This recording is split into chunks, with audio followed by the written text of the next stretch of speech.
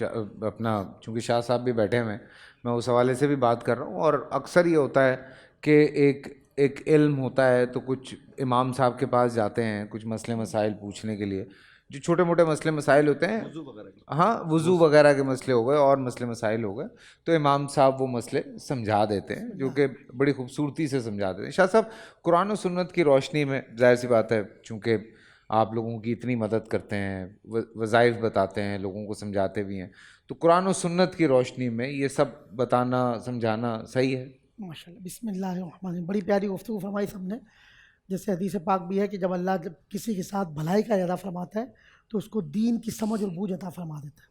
اور یاد رکھیں کہ جیسے وراثت کی آپ نے بات کی، آدھا دین وراثت کا جو علم ہے اس کو کہا گیا، یعنی آدھا دین کہا گیا.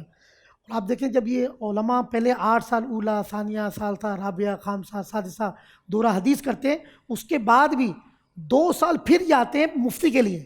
8 سال پڑھنے کے بعد پھر 2 سال مفتی کے لیے آتے ہیں، اور اس میں بھی ہوتا ہے 1 سال یہ تھیوری کرتے ہیں، اگلے سال پھر ان کو پریکٹیکل کرایا جاتا ہے کہ فتوے لکھیں اور چیک کرائیں مستند مفتی کو.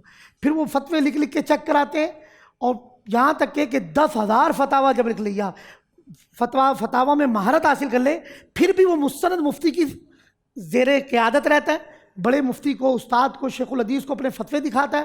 پھر جب اس کو سمجھتے ہیں کہ قابل ہو گیا تو پھر اس کو مسند پہ بٹھاتے ہیں.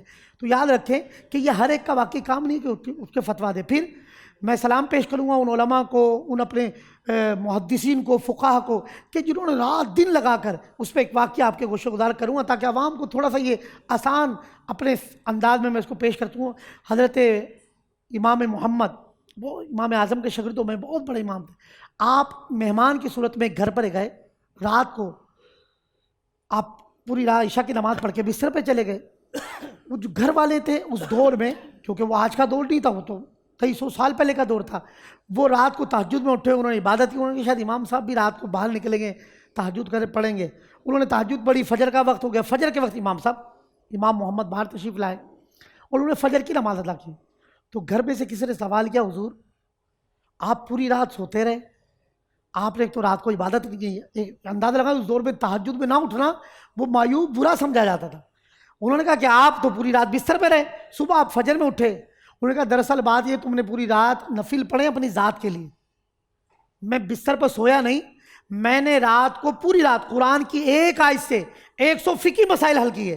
میں نے جو مشکلات کا حل نکالا ہے، قیامت تک آنے والی امت اس سے استفادہ حاصل کرے گی، مستفید ہوگی، تو مجھے قیامت تک اس کا ثواب ملتا رہے گا.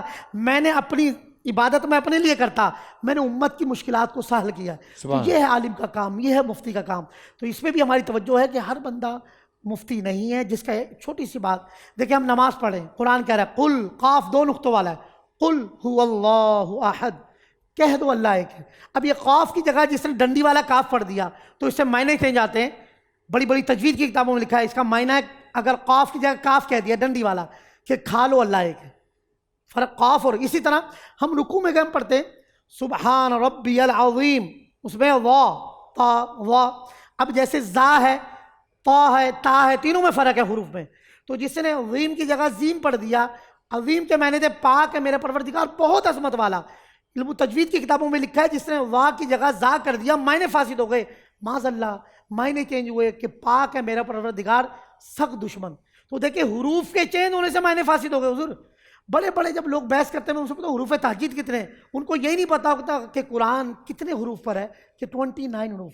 تو خدا را پہلے اپنا قرآن درست کریں، علماء کی صحبت میں بیٹھیں، اچھے عالم بنیں اور علماء سے استفادہ حاصل کریں. جس کا جو ہم کہانی پڑھتے ہیں، میں نے پورا سال انتظار تھا مجھے اس رمضان میں. 30 دن 6 ٹیمز، 12 کنٹیسٹنٹس، کیش کا پاؤں.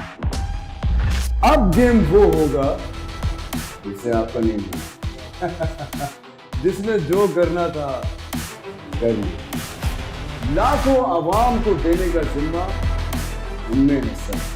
شور گونجے گا ہر گلی نکڑ اور دکان. رمضان لیگ بنے گی آپ کی پہچان. نعرہ لگے گا تو پارا چڑھے گا. گیم شو ایسے چلے گا. رمضان لیگ روزانہ شام 7 بجے صرف بول انٹرٹینمنٹ پر. बोल एंटरटेनमेंट के शोज देखने के लिए हमारे चैनल को सब्सक्राइब करें और बेल आइकन पर क्लिक करना ना भूलें।